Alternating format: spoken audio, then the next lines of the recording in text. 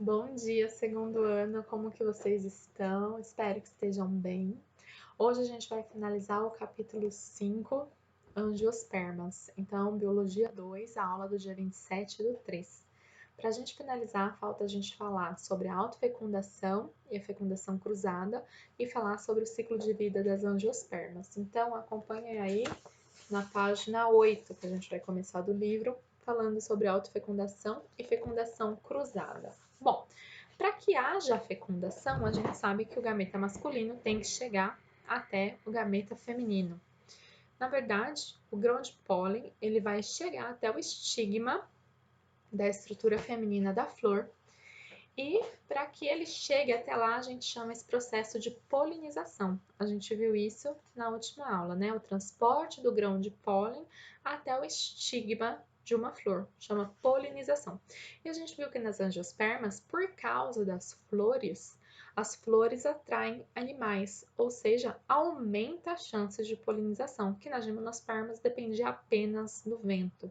Isso foi muito importante para a conquista das angiospermas da Terra. Então, ela conquistou mais ambientes do que as gimnospermas e uma das grandes importâncias, flor. A característica da flor atrai animais polinizadores. Isso é muito importante, porque daí a gente vai ter uma maior produção de semente, uma maior chance de produção de semente, tá bom? Mas hoje a gente vai falar da fecundação.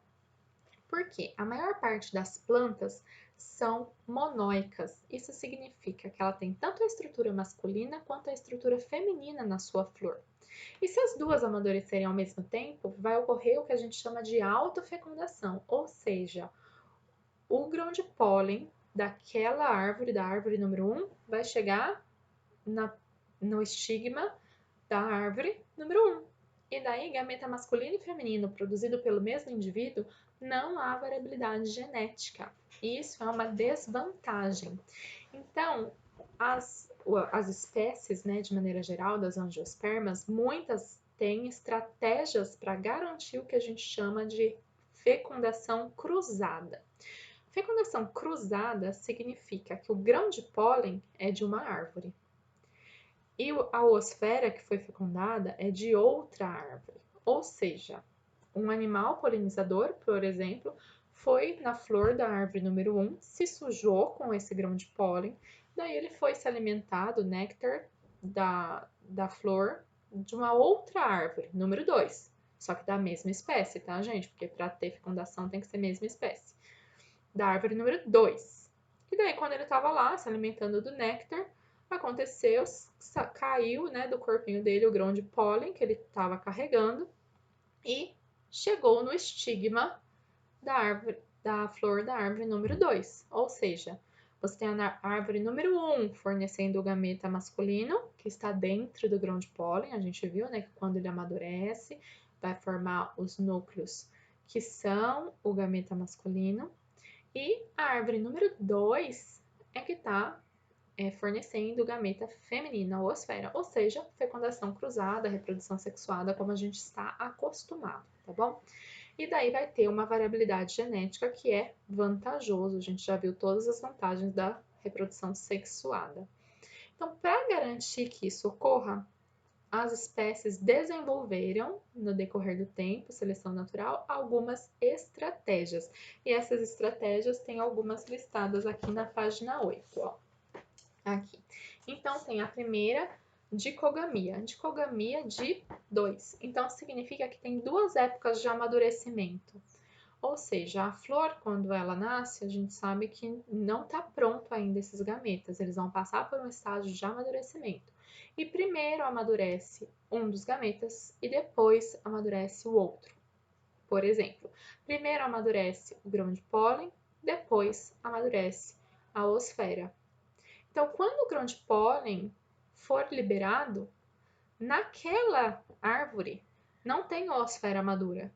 Então, mesmo que ele chegue no estigma daquela árvore, não vai ocorrer fecundação, não tem gameta feminino ali. Tudo bem? E daí, então, de indivíduos diferentes, períodos diferentes. Então, não é todas as árvores no mesmo período, hein, gente? É naquele indivíduo, tá bom? Então, 2 períodos diferentes. Então, nunca vai acontecer que naquela árvore vai ter gametas masculinos maduros e gametas femininos maduros ao mesmo tempo. Então, impediu a autofecundação. Um outro mecanismo chama ercogamia. A ercogamia significa barreira física. Existe uma barreira física na flor mesmo, algum tipo de barreira que impede que os grãos de pólen cheguem até o ovário. Às vezes, as anteras ficam viradas para um lado, o estigma para o outro. Às vezes, até na conformação da flor, ela é mais fechadinha e as anteras ficam todas para fora e ela é mais fechada, então guarda, né? Guarda, assim, a estrutura reprodutora feminina, o gineceu. Então, existem algumas barreiras físicas, tá bom? Um outro mecanismo chama heterostilia. Heterostilia, hétero, diferente, ou seja, alturas diferentes. Então, se o estigma tá aqui, o androceu tá aqui. O grão de pólen não dá um salto, gente. O grão de pólen não consegue saltar para chegar até o estilete. A gente falou que ele não tem asas, que ele não voa, tá bom? Então, isso impede que a autofecundação ocorra. E a última é a incompatibilidade genética, né? Que às vezes, algumas espécies, se o grão de pólen chegar no estigma da mesma flor, não vai amadurecer, tá bom? Não amadurece, né? É um mecanismo de autodefesa mesmo. Gente, esses mecanismos evitam, não é 100%, a gente sabe, mas garante muito melhor que outros, né? Que não tem, quando não tem mecanismos, garante então que a fecundação cruzada ocorra em maior número de vezes, tá bom? Espero que tenha dado para entender. Agora eu vou deixar para vocês aqui no arquivo para vocês anotarem uma partezinha sobre a diferença de autofecundação e fecundação cruzada. E depois vocês vão deem uma lida aí no livro de vocês. E daí depois vocês vão seguir a aula vendo um vídeo sobre ciclo de vida, vendo no livro também a figura, acompanhando, né, a figura do livro e fazendo a tarefa que eu deixei aqui explicado, tá bom? O que vocês vão ter que fazer? O exercício número 5 das atividades para a sala, que eu propositalmente, né, não pedi na aula passada, porque é dessa parte do ciclo de vida. E daí, para finalizar o capítulo, a gente sempre faz as atividades propostas, é a tarefa de casa. Se quiser apresentar a tarefa no livro, tem que mandar a foto da tarefa para o e-mail da escola. Se não, é só fazer online e eu verifico online, tá bom? E também a gente vai fazer um mapa mental desse capítulo.